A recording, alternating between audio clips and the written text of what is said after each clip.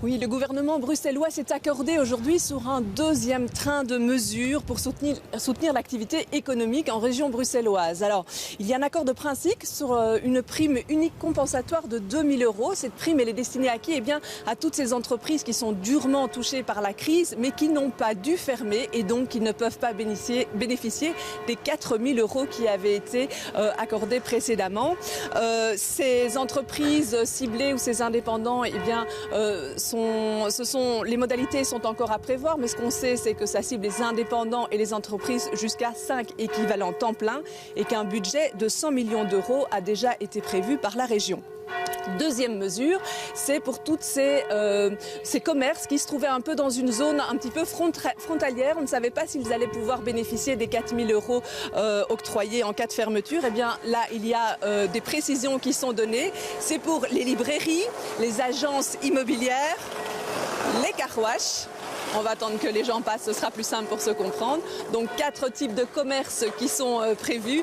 Donc les agences immobilières, les librairies, les car-wash et puis le ou les loueurs de DVD et vidéos qui subsistent en région bruxelloise. Troisième mesure, elle concerne une aide unique qui est prévue pour les taxis. Un montant de 3 000 € sera prévu par exploitant de taxi.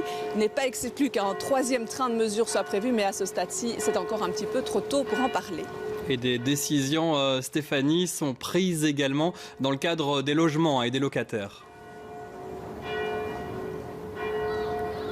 Alors, concernant les ménages qui peinent à payer leur loyer, parce que par exemple, il y a une diminution de revenus importante ou même une perte de revenus, eh bien, il y a un accord de principe qui a été pris pour une prime unique pour ces ménages les plus fragilisés. Les modalités d'application sont encore en cours d'élaboration, mais ce point devrait passer au gouvernement bruxellois la semaine prochaine.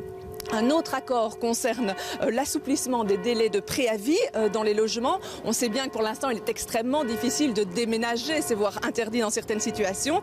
Et donc la période de préavis, pour l'instant, va être suspendue jusqu'à la fin du confinement. Pour les étudiants qui se retrouvent dans la situation inverse, eux doivent continuer à occuper leur cote alors qu'ils n'y sont plus ou par exemple ont perdu leur job étudiant qui leur permet de le financer. Eh bien là, on réduit la durée de préavis à 1 mois. Dans les deux cas, évidemment, il faut continuer à payer son loyer jusqu'à la fin du préavis.